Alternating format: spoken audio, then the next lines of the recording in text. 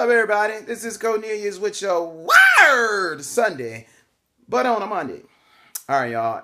I'm in my bed right now. I slept so good last night.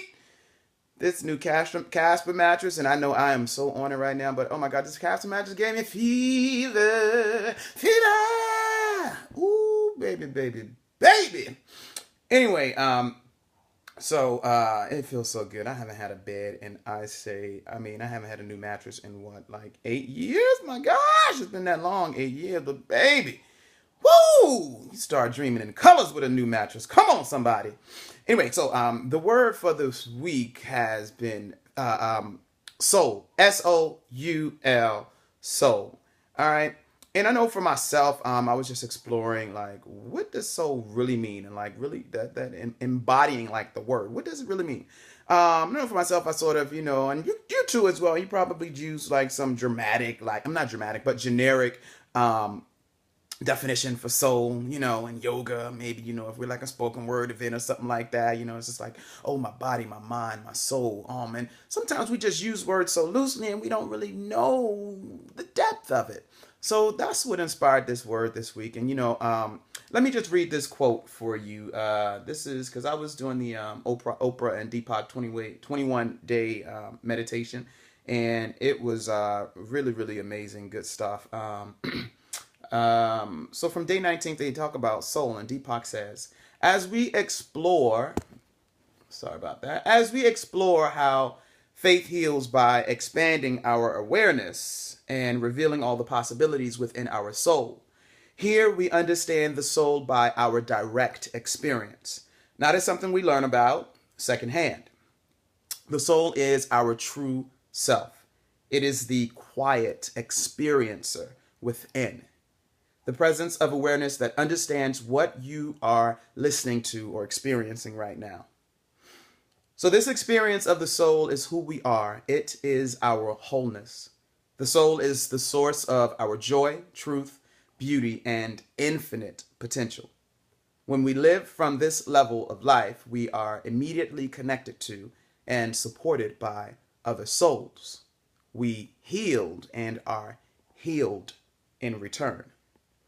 Hello, somebody. Come on, somebody. So that was actually something really strong, and it made me think deeper into like what it is. What is it I'm really saying when I talk about soul? And to get underneath the layers and not just stay on that surface level. Not saying anything is wrong with where we were, where we are right now, but as we're all on this spiritual journey, we definitely we want to dig deeper. We want to dig deeper and go deeper, right?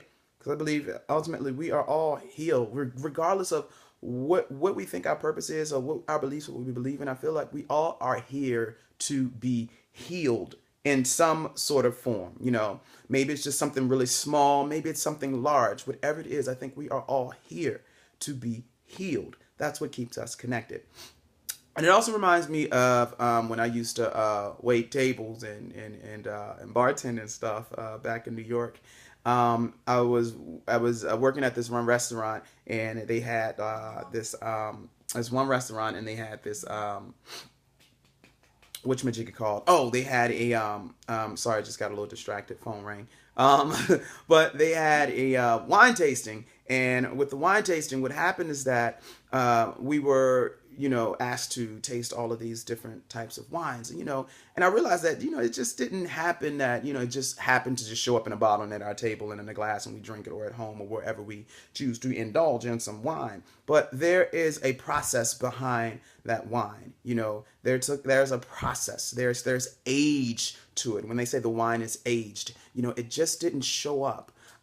So just how we also say that the wine is full bodied, right? Just how that rolls off of the tongue, off the mouth, full body. And that's how I start to really connect with soul, because soul, it's aged. There's history within each and every one's soul. It's full bodied. Soul is full of so much depth. So that's basically what struck a light, or a light that went off for me about soul. And how do you define soul for yourself? Share with me here on this feed. How do you define soul? Like, how does it speak to you? I also want to share another story that I found online. And there was this young boy, and he asked his grandpa, he said, "Granddad, what is soul?" And so his grandfather proceeds to tell him a story that he heard when he was a little boy from his grandfather. And it is said that there are three I in a human, which support and guide him through his whole life. The first I is the coldest. It is seen by every surrounding person.